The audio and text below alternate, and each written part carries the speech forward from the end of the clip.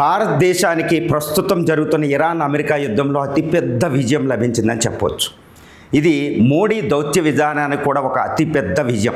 ఎందుకు అంటే భారతదేశం ఒక రకంగా యుద్ధంలోకి ప్రవేశించేసింది. ఒక రకంగా ఇరాన్, అమెరికా, ఇజ్రాయెల్ యుద్ధంలోకి భారతదేశం ప్రవేశించిందని చెప్పవచ్చు. ఎందుకంటే United states of America iris దానా అనే పేరు గల ఇరాన్ నౌకని, ఒక డిస్ట్రాయర్ని ఈ గాలి శ్రీలంకకి సమీపంలో భారతదేశానికి కొంచెం దూరంలో, భారతదేశానికి 500 కిలోమీటర్ల దూరంలోనే దాన్ని నాశనం చేయడం జరిగింది. వెంటనే అమెరికా నుంచి కొన్న నౌకా ప్రతినిధులు ఏం చెప్తున్నారు, ఇండియాలో ఉన్న నౌకా స్థావరాలను ముంబైకి వచ్చి మేము ఉపయోగించుకుంటున్నామని. దాన్ని వెంటనే ఇండియా తిరస్కరించడం జరిగింది. ఇప్పటికే ఇరాన్ విదేశాంగ శాఖ మంత్రి అబ్బాస్ బరాక్చి మీరు అటాక్ చేసిన నౌక గెస్ట్ ఆఫ్ ఇండియాని అటాక్ చేశారనే మాట ఉపయోగించాడు. భారతదేశం ఇబ్బందుల్లో పడింది ఆ మాటతో. ఏమని, ఈ గెస్ట్ ఆఫ్ ఇండియా అంటే ఇండియా వెళ్ళి ఫ్రెండ్గా మేము తిరిగి వస్తున్న ఇండియా అతిథిని మీరు అటాక్ చేశారు, మిమ్మల్ని పగ తీర్చుకుంటాను అనేటప్పటికి ఇండియా ఇబ్బందుల్లో పడింది. ఏది ఇండియాకి అతిథిగా వచ్చిందాన్ని అటాక్ చేశారంటే అతిథి దేవోభవ నమ్మే మోడీ గారి మీద భయంకరంగా క్రిటిసైజ్ చేసినట్టు ఇరాన్. వెంటనే భారతదేశం రంగంలో దిగింది.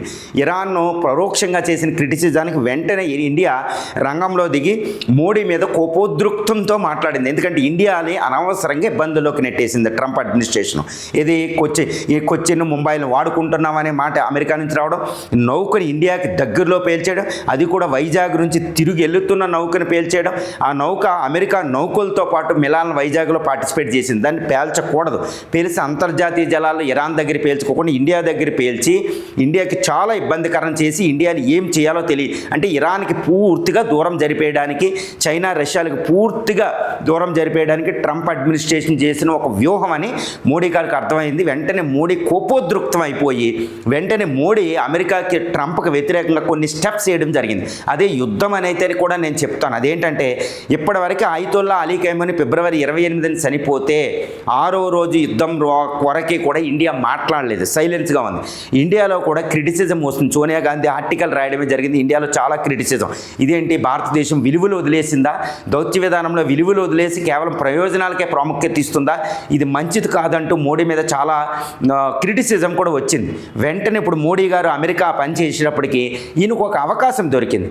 వెంటనే విదేశాంగ కార్యదర్శి విక్రమ్ మిస్రీని ఢిల్లీలో ఉన్న ఇరాన్ రాయబార కార్యాలయానికి పంపి అక్కడ బుక్లో సంతాపం తెలియజేయడం జరిగింది. అంటే ఇండియా, మోడీ ప్రభుత్వం ఖైమోనీ హత్యకి, అసాసినేషన్కి, ఆయన మరణానికి శ్రద్ధాంజలి ప్రకటించడం జరిగింది. ఇది అమెరికాకి, ఇజ్రాయెల్కి ఒక ఆఫ్ ది బిగ్గెస్ట్ షాక్ అండి. వెంటనే ఇరాన్ మన ఇండియాకి అతిపెద్ద గుడ్ న్యూస్ చెప్పింది. వెంటనే ఇరాన్ సైలెంట్ అవ్వడం జరిగింది. ఇరాన్ హ్యాపీగా ఫీల్ అయింది. వెంటనే ఏం చేసిందంటే, ఇప్పటివరకే గల్ఫ్ ఆఫ్ హర్ముజ్ స్ట్రైట్ని క్లోజ్ చేసాం. మనకి ఎల్పిజి, ఎల్ఎన్జి లేవు, 80% వస్తాయి. తర్వాత ఆయిల్ 50% దాకా అక్కడ నుంచి వస్తుంది, అది క్లోజ్ అయింది. చైనా నౌకల్ని అక్కడ యాక్సెప్ట్ చేసింది. అంతే. వెంటనే ఇండియాకి ఇది చాలా పెద్ద షాక్. ఇండియా చాలా ఈ విపత్తులో పడిపోయింది, అతిపెద్ద విపత్తులో పడిపోయేలా ఉంది హర్ముజ్ స్ట్రైట్ క్లోజ్ అయితే. వెంటనే ఇరాన్ పెద్ద గుడ్ న్యూస్ ఇవ్వడం జరిగింది. అది మోడీకి అద్భుతమైన విజయం, అమెరికాకు ఒక షాక్ అని కూడా చెప్పొచ్చు, ట్రంప్కి బిగ్గెస్ట్ షాక్. అదేంటంటే ఇరాన్ ఈ గల్ఫ్ ఆఫ్ హర్ముజ్ స్ట్రైట్ నుంచి United states of America, European countries యొక్క నౌకలు మినహాయించి మిగిలిన నౌకల్ని మేము అలౌ చేస్తాం. అంటే చైనా, ఇండియా కూడా నౌకల్ని ఇరాన్ అనుమతిస్తుంది. కాబట్టి ఇండియాకి ఏ విషయం లేకుండా ఇప్పుడు ఎల్ఎన్జి, పెట్రోలు భారతదేశానికి రాబోతుంది. ఇది ఒక అద్భుతమైన విజయం అని మోడీ చెప్పవచ్చు. ఈ అవకాశం ఎవరిచ్చారంటే డొనాల్డ్ ట్రంపే మనకి అవకాశం ఇవ్వడం జరిగింది. ఒక అద్భుతంగా ఈరోజు ఇండియాకి ఇంకా ఆయిల్ రాబోతుంది. సో మోడీ ఈ ట్రంప్ చేసిన ఒక పిచ్చి పనిని ఆసరాగా చేసుకుని ట్రంప్ ఇజ్రాయెల్ అమెరికాకి కాస్త దూరం జరిగి ఇరాన్కి దగ్గర అవడం జరిగింది. ఇక్కడ ఏ విధంగా దౌత్యం అంటే, అమెరికా ఒకటి అనుకుంది, ఇండియా దగ్గరలో ఈ నౌకను పేల్చేయడం అనేది ఒక పెద్ద కుట్రపూరితంగానే పేల్చింది యునైటెడ్ స్టేట్స్ ఆఫ్ అమెరికా. దాన్ని ఇండియా వెంటనే ఇరాన్తో సంబంధాలు పెంచుకోలేదేమో అనుకుంది, ఏది యుఎస్. కానీ ఒకటి గుర్తుపెట్టుకోలేదు united states of America, Israel. అవేంటి, ఇరాన్తో మనకి అద్భుతమైన సంబంధ బాంధవ్యాలు ఉంటాయి. ఏ విధంగా, షాంఘై కోఆపరేషన్ ఆర్గనైజేషన్లో అందరూ మెంబర్స్, అక్కడ ఒక రిలేషన్ ఉంటుంది, డిప్లొమాటిక్ ఛానల్స్ ఉంటాయి.